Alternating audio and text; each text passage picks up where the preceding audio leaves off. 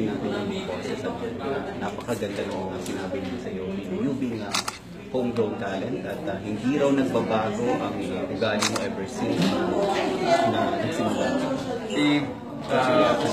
Masaya naman po talaga ako to be part of GMA and to be still part of GMA in the years to come kasi parang since I started all the people have been supporting me and guiding me in my career.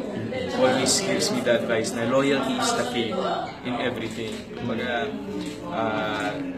loyalty will pay off sooner or later and parang yun po yung naging working ethic ko with GMA. I remain loyal to the network regardless of the circumstances that passed and that's up ahead. And the network has been very good to me, very supportive, I can feel the support and love coming from them. So I really feel that I'm safe with GMA and that I feel at home with GMA. It's where my heart is. Wow, heart, kapuso, kapuso. Yes, kapuso, Sinabi kapuso. mo yung kanina, parang maraming plano para sa inyo. Yes. Actually, hindi lang sa'yo, pati kayo. Yes po. So, yun po kahit ako po wala pa ring balita dyan, pero I'm very excited. I'm very much excited po kasi kumbaga after Imagine You and Me, we'll have another project together and marami na naman pong ilo-look forward yung mga sumusuporta sa amin. And of course, hindi po will not let them down.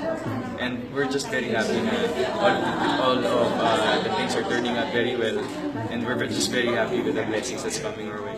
Alam mo, ngayon pa lang, ang dami nang nag-post na parang mag-1 year anniversary. Lapit na! Ang daming panahon, October 24. So, hintayin po natin kung ano magiging surprise. Meron ba? Kasi ako, kahit ako po, wala pang idea kung ano man ang mangyayari. So, Hindi, bulong mo lang sa amin. Baka ikaw, uy, wala ka bang plano? Siyempre, may plano. Secret. Siyempre, dapat yung mga ganong klaseng araw, binibigyan natin yun ng importansya. Siyempre. Kumbaga, that's one of the most momentous events in my life during tamang panahon. And meron, kasi nag-viral ngayon yung video mo. Video na? Yung Sumasayaw? Ano ba yun? Hindi, wala nang katawanan lang po kami sa Broadway kahapon. Kasama ko po yung mga writers, tsaka po si Mr. Riz, yung head ng social media division ng Pitbulaga. Sa akin yung video, nakakainis siya, nakakatawa eh. Tapos sabi nila, gawin ko na, i-dub smash ko daw. So yun, dinub smash ko, tapos i-dub smash din daw na main. So yun yung naging ending. Nakakainis. At hanggang ngayon, viral pa rin yung videos ninyo ni Maine. Yung Daivioke. Yung Scuba Daivioke. Alam mo, naghihintay nga ako mag-kiss kayo. Uy, grabe ka naman. Hindi, kasi malapit na yun.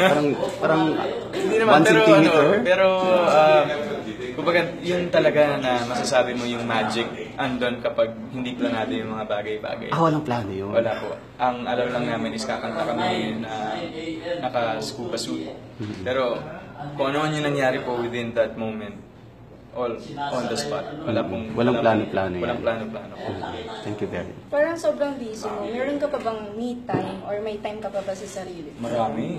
Anong usually ginagawa mo kapag sa me time? Usually,